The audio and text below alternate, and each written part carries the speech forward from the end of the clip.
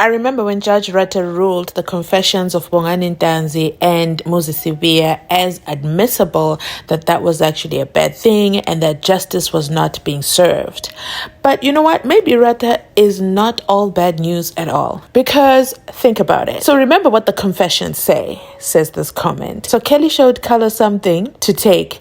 That's when Senzo took a chair and he hit Carlos and he hit Carlos. But Zandi forgot all about this, remember? Yeah, so it does make sense. So by making those confessions admissible, it therefore makes Zandi's account of what happened that night inadmissible. Therefore, does that still make the five guilty? Maybe Rata's onto something, and with 375 coming back in, Zandi might have actually walked right into the docket. What are your thoughts on that, Mzansi? By defeating the ends of justice, because she has one story that she gave to Ukhozi FM, and then she has another version that she gave to enca.com, and then there's also the version that she said on the stand, which included a highly dramatic Oscar performance as she broke down into tears and she had to be called to order. Even Baloyi was like, I don't know why Ramasipili is objecting. I mean, she'd just be crying there on the witness stand. I don't know why Ramasipili is objecting. And then Ramasipili is like, listen, she's not supposed to address the accused. She's just supposed to address the court. What's she crying for? What was that outstanding performance for? Like, oh my goodness. In my last video, I shared all three versions of Zandi Khumalo's witness testimony and the interviews that she gave. If you haven't watched it already, please make sure to go ahead and click the card up here. I'm going to put it up here and you can catch up on that video. But this video is a reaction video to that video because the comments be reacting to that. And then, so many things came up in the comments. And this is why I keep telling you guys, make sure you comment down below because the conversations just keep engaging. And this helps us build the story because we have to help Aloy get to the bottom of this and solve this crime. It's been 10 years. The least we can do is assist. So Mzansi, remember, we are not legal experts over here, but this is just a collective effort in trying to figure out and piece together what's going on. But Zandi's testimony and interviews, they're contradicting one another, and therefore, by the court of public opinion, enganegwane straight. It's not sounding, it's not storying, it is not coming together full circle. So she was supposed to tie those three interviews. So the Ukhozi FM interview with the ENCN interview, and then as well with the finally being on the stand as a witness, she was supposed to tie it all together so that it all made sense. But instead, and that was a really long video. So if you watch the full video, guys, I see it in my analytics. Thank you so much. But we got to follow the bouncing ball. And another comment says, wow, most of the comments in that video are just like, yeah, no.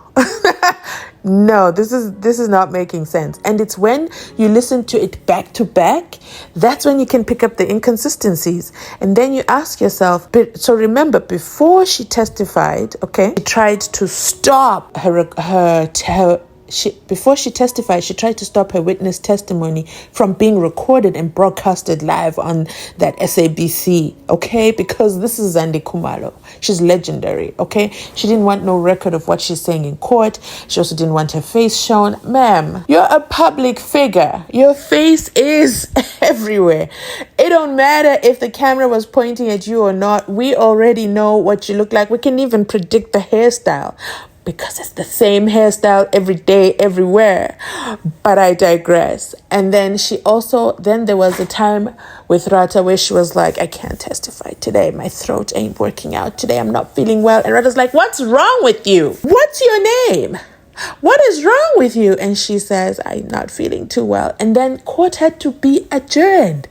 Like, do you see? It's story after story after story. And then at the same time, she breaks down and says, do you know what you guys did to my family? Do you know what my family has been through? Wait, let me play it so you hear it for yourself, because I don't think I can hear it enough times. You guys even aware what you guys did to our lives? Are you guys even aware of what you guys did to us as a family on that day? Miss Khumalo? Miss Khumalo? Miss Khumalo?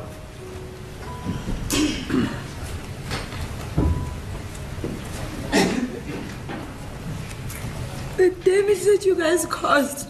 Miss Khumalo, you're not supposed to do that. My Lord, I strongly object to this.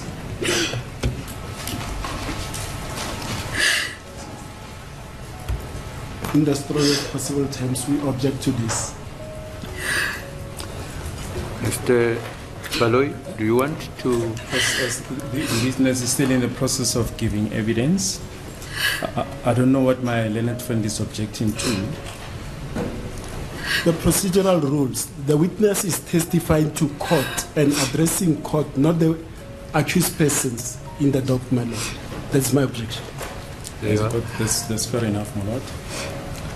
Ma'am, you're still in the process of identifying the persons who came into the house. If you can just do that and refrain from further comments. Uma ungakwenza nje lokho busakwenza ubunandi busachaza-ke labantu abangena endlini kodwa ungakhulumi-ke ungasho okunye. Yes, you pointed to someone. Ukhona ukhombile noma ukhona umkhombile. Yes. Yebo. He was one of the people that came into the house. Omunye wabantu abangena endlini. Kodwa yena wayengemuva. But he was behind, or he was at the back. And then sisahleli Just a kanjalo. minute, you're still pointing a person. Who is it? It's him. It's him. The second one there. Lo wesibili lapha. Yes. She tells me the same problem arose in the past. Mr. Sibanda.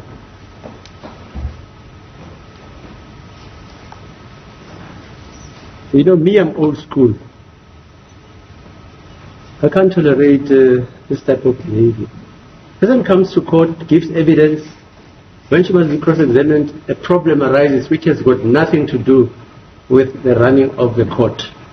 How is that possible? This was just at the beginning when Rata was, getting his feet wet, getting comfortable with what's going on. And he's like, I don't know what kind of courtrooms you guys have been to before. But why are we adjourning? Because a witness is suddenly not feeling well. And this is not how I work. This is not how I operate. Because Uzandi had just said, you know what, my throat. She suddenly, was having a difficult time talking, as the performer that she is. Well, allegedly, she could have literally been sick, you guys. I understand that. And, I should empathize with that. But Rata said he wasn't having that, even though he went ahead with the adjournment. And then court continued the next day. But I also have the comments as well. We're going about Ulongwe as well. So let me know in the comment section if you want me to do a separate video on Ulongwe. But you know what? I wanted to wait until he takes the stand. But wow, there's 128 witnesses that Baloy is going to call to the stand. So I'm not sure when Ulongwe is going to be called to the stand. So let me know if you want us to do a Longwe video. Maybe I'll do Longwe and Chikotwala video while we wait for next week to be back in session. Let me know in the comment section. But let me also leave you with this very interesting clip I found. Time of the shooting. Meyiwa and his friends bumped into the two attackers near the door as they were leaving the house. A scuffle ensued, during which the attackers demanded cell phones and valuables. One of the men then opened fire with a .38 revolver. Two more shots were then fired randomly outside the house. A total of 3 attackers fled the scene with a stolen cell phone. So remember what Uzandi said on the stand as a witness. She said that she was applying pressure on Senzo Meyiwa and she was talking to him as they were driving to the hospital.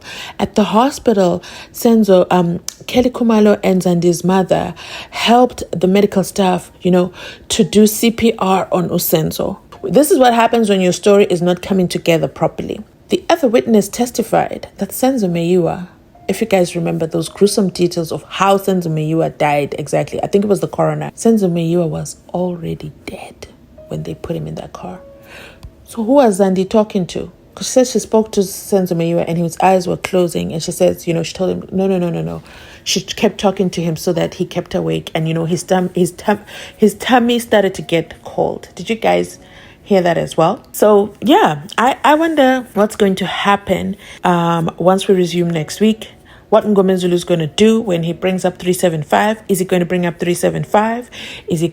What is he going to do? What angle is going to happen? Because he holds the key here to 375 being opened wide open. Yeah, you know what? And that's it from us today. Thank you so much for watching. Please remember to like, comment, and subscribe. If you've made it this far in the video, you know how we roll. Please make sure you drop a comment in the comment section because you're part of the VIP gang. Thank you so much for watching. Catch you on our next upload.